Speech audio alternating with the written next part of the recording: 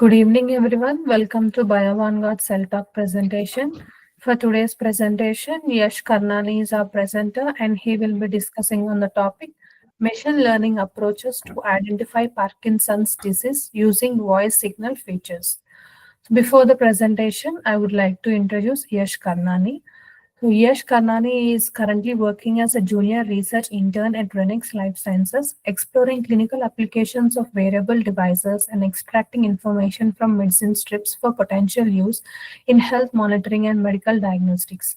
He is pursuing BTech in computer science and IoT at Geetham University, and his academic background includes AI, IoT, and data science, with projects in computer vision and web development, as well as an internship as a Java developer at Woodpecker Analytics.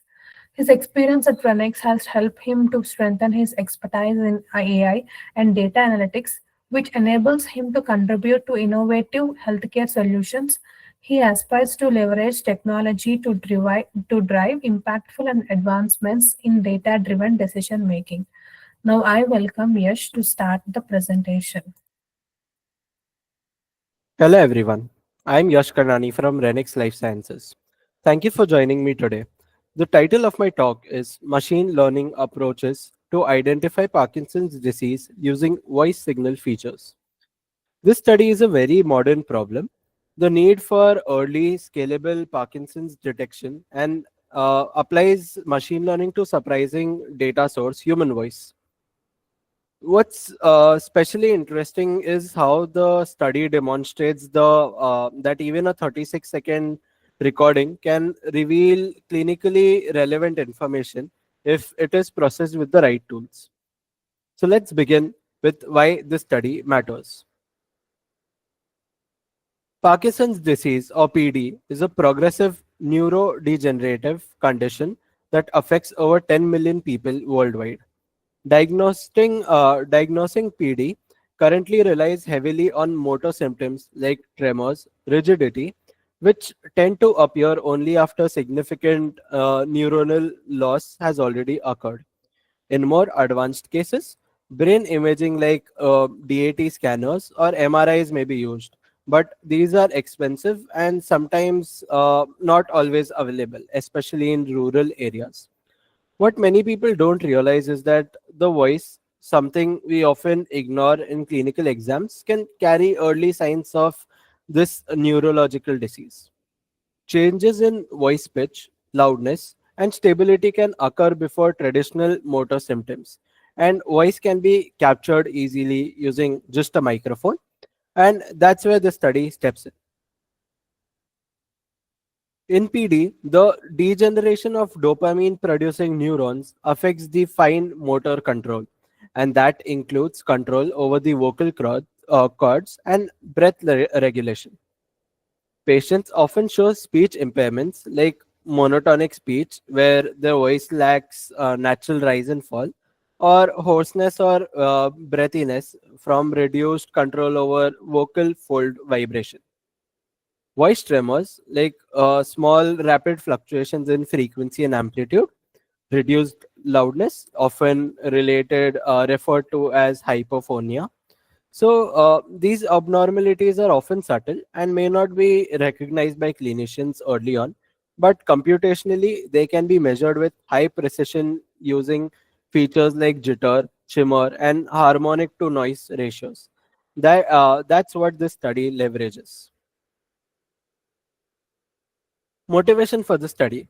Several past studies has explored voice-based detection using machine learning. However, most certain limitations, either they use small imbalanced data sets or didn't properly fine-tune their models. Some models were also overly complex and hard to interpret or reproduce. The authors of this study saw an opportunity. What if they use a public, real world data set, balance the classes using synthetic oversampling, and systematically optimize models to squeeze the best possible performance? The hypothesis was combining SMOT for class balance and hyperparameter tuning, which would outperform previous results and make this method more suitable for real clinical use. Study objectives. There were Three clear goals in this study. First, build and compare machine learning models trained solely on voice features to classify PD versus healthy controls. Second, apply and evaluate the impact of SMOT, a synthetic oversampling method, on class balance. And the third one, perform hyperparameter tuning using grid search CV to optimize model performance. Unlike many papers that just report a good model, this one's comparative and methodological. It's testing the value of good ML practices, not just the raw model power. Dataset overview. This study uses a dataset from UCI Machine Learning Repository, which includes 31 subjects. 23 had been diagnosed with Parkinson's, and 8 were healthy controls. Each person was asked to produce a single sustained vowel sound, like saying ah, for about 36 seconds. From those recordings, the researchers extracted 24 numerical features using acoustic analysis. These features included jitter, tremor, period entropy, harmonics to noise ratio, and others. These kinds of data sets are valuable because they simulate a real clinical scenario, limited data, few samples, and a lot of variation. Pre-processing is a critical stage in any ML pipeline. Here, the authors began by cleaning the dataset, checking for nulls or duplicates. Then they normalized the data using standard scalar to ensure that each feature contributed equally to the model training. Although they initially considered reducing the dimensionality, but they eventually kept all the 24 features. Why? Because the features had low collinearity and dimensionality wasn't a major bottleneck due to the small dataset size. They then split the dataset into 70% training and 30% testing set. It's a standard practice for validating performance. One major challenge was the class imbalance. Nearly three-fourths of the subject had Parkinson's disease. This is common in clinical datasets where cases are more available than healthier volunteers. To address this, they applied SMOT, the synthetic minority oversampling technique, to the training data. SMOT creates new synthetic samples in the minority class by interpolating between real ones. This prevents overfitting that would occur if you would have just duplicated the data. So it's important to note that they applied SMOT only to the training set and not to the test set. The machine learning models used. The authors tested 5 widely used classification models: KNN, or K nearest neighbors, which is simple and interpretable; SVM, or support vector machines, which are good models for small data sets; DT, or decision trees, which are transparent and but prone to overfitting; RF, or random forest, which is a robust ensemble method; and MLP, or multi-layer perceptron, which is a basic neural network. Then they used grid search CV and hyper parameter tuning method to optimize parameters like depth, learning rate, kernel type, and the number of neurons. Here's what they found when using unbalanced data without SMOT. So KNN and SVM had around 80% accuracy, and MLP was better at around 91.6%. But all the models showed bias. That means they were better at predicting dominant PD class and weaker on the minority health class. So precision and recall were lower for healthy samples, which is dangerous in a screening tool. So accuracy alone was misleading here and highlighted need for a balanced data set.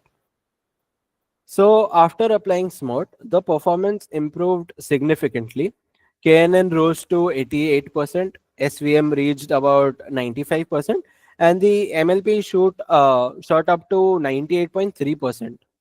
Not just that, the precision, recall, and F1 scores also became much more balanced. This confirms that the author's hypothesis that careful data balancing is just as important as model choice. The overall best performer was the MLP, a simple neural network with just one hidden layer of 16 neurons. It used ReLU activation and was trained on the LBFGS optimizer. Despite its simplicity, the MLP achieved 98.3% accuracy and 100% precision, meaning it made zero false positives on the test set. That's very promising, especially for a screening tool where false alarm can cause anxiety. This model opens doors to practical clinical applications. Imagine a future where patients can simply record their voice using a smartphone app, and in just a few seconds, the app could flag whether their vocal features suggest a Parkinson's risk, or prompting them to see a neurologist early. This would revolutionize the early detection, especially in remote or undeserved areas where neurologists and advanced imaging aren't readily available. The strengths of the study, it had several major strengths. It's an open and reproducible data set. It systematically addressed class imbalance using SMOT. It applied rigorous training via grid search CV, and it compared multiple models fairly. All these elements combine to produce a well-rounded, methodologically strong machine learning study. Of course, there are limitations.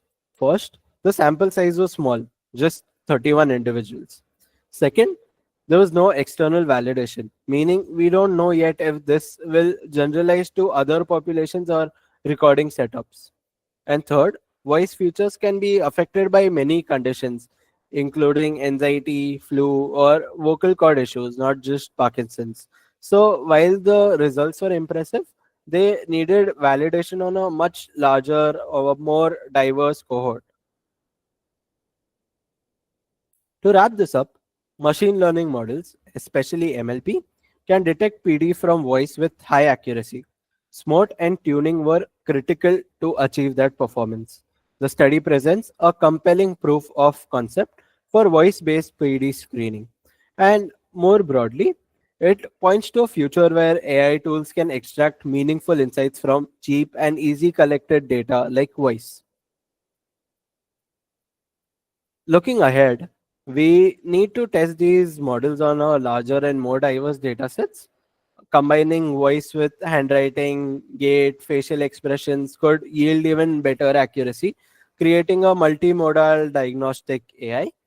Finally, developing mobile apps that integrate such models can make early detection globally scalable and very affordable. Thank you all for listening. And if you'd like to connect or collaborate, feel free to reach out to me at yash@renix.org or via LinkedIn. Thank you. Thank you, Yash. Audience, now if you have any queries, please type them in the chat box.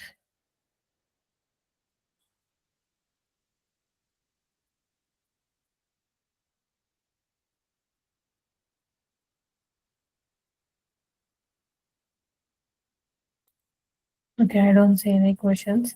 Thank you, Yash, for the presentation, and I thank everyone for attending the session. Thank you so much. Thank you.